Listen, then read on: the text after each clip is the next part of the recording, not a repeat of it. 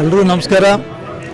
ಇದೇ ತಿಂಗಳ ರವಿವಾರದಂದು ದಿನಾಂಕ 30/11/2025 ಬೆಳಗ್ಗೆ 11 ಗಂಟೆಗೆ ನಮ್ಮ ಕಲಬುರಗಿಯ ತಾಲೂಕಿನ ನಂದಿಕೂರು ಗ್ರಾಮದಲ್ಲಿ ಸಂವಿಧಾನ ಶಿಲ್ಪಿ Bharat Ratna Baba Saheb doctor B R Ambedkar ಅವರ ಏನು ಪಂಚಲೋಹದ ನೂತನ ಮೂರ್ತಿ ಅನಾವರಣವನ್ನು ಹಮ್ಮಿಕೊಂಡಿರ್ತೇವೆ.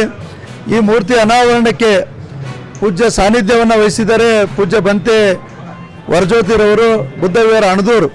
ಮತ್ತು ಈ ಕಾರ್ಯಕ್ರಮದ ಮುಖ್ಯ ಉದ್ಘಾಟನೆಯನ್ನು ಸನ್ಮಾನ್ಯ ಸಚಿವರಾದಂಥ ಪ್ರಿಯಾಂಕ್ ಖರ್ಗೆ ಸಾಹೇಬರು ಉದ್ಘಾಟನೆ ಮಾಡ್ತಾ ಇದ್ದಾರೆ.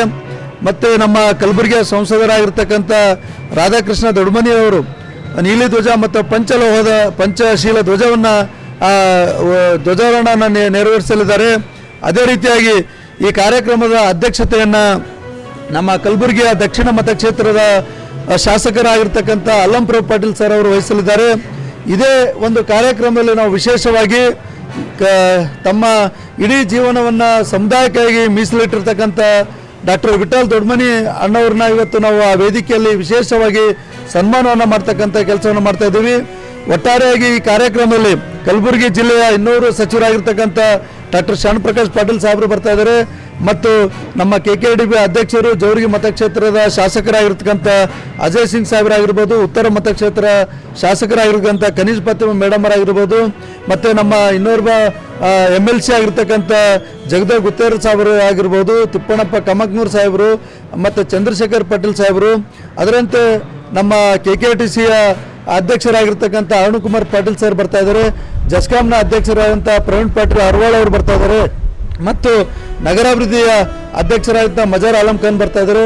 ಇನ್ನೋರು HK ಸೊಸೈಟಿನ ಸದಸ್ಯರಾಗಿರ್ತಕ್ಕಂಥ ಪ್ರವೀಣ್ ದೇಶ್ಮುಖ್, ಡಾಕ್ಟರ್ ಪ್ರವೀಣ್ ದೇಶ್ಮುಖ್ ಅವರು ಕೂಡ ಆಗಮಿಸ್ತಿದ್ದಾರೆ.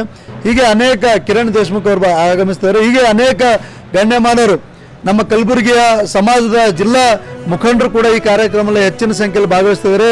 ಮತ್ತು ನಾವು ಒಟ್ಟಾರೆ ತಮ್ಮ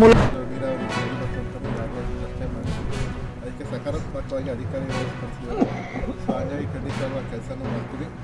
ಅದರ ಜೊತೆಗೆ ವಿರೋಧ ಪಕ್ಷದ ಟೀಕೆಗಳಿಗೆ ನಾವು ಯಾವುದೇ ಥರದ ಎದುರ್ಕೊಳ್ಳೋದಿಲ್ಲ, ಉತ್ತರನೂ ಕೊಡಲ್ಲ.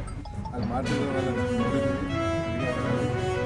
ಅವ್ರು ಏನು ಮಾಡ್ತಿದ್ದಾರೆ ಅನ್ನೋದ್ರ ಬಗ್ಗೆ ಅವರೇ ಉತ್ತರ ಕೊಡಬೇಕು. ನನಗೆ ನಾನು ಅವ್ರನ್ನ ಈ ಮುಖಾಂತರ ಕೇಳೋದು 900 ಕೋಟಿ ಎಲ್ಲಿದೆ, 900 ಕೋಟಿ ಕಾಮಗಾರಿಗಳೇನಾಗಿದೆ ನಾವು ಅವರು ಕೊಟ್ಟರೆ ಅದ್ರ ಬಗ್ಗೆ ನಾನಂತೂ ಸುಳ್ಳು ಹೇಳೋ ವಿಚಾರ ಇಲ್ಲ. ನಾನು ಹೇಳ್ತಿದ್ದೀನಿ 85 ಕೋಟಿ ಅದು, SSDP 20 ಕೋಟಿ, PWD 25 ಕೋಟಿ, ಜೊತೆಗೆ ಹತ್ತಿ ಮಾರ್ಕೆಟು, ಅಂಬೇಡ್ಕರ್ ಶಾಲೆ, ಮೊರಾರ್ಜಿ ದೇಸಾಯಿ ಶಾಲೆ, ಕೋಲ್ಡ್ ಸ್ಟೋರೇಜ್, KEB ಸಬ್ಸ್ಟೇಷನ್, ಇಷ್ಟು ನನ್ನ ಕಾಮದಲ್ಲಿ 2.25 ವರ್ಷಗಳಲ್ಲಿ ದೇವರಾಜ ಕ್ರೀಡಾಂಗಣದ ಕಾಂಪೌಂಡು, ಅಂಬೇಡ್ಕರ್ ಅಭಿವೃದ್ಧಿಗೆ,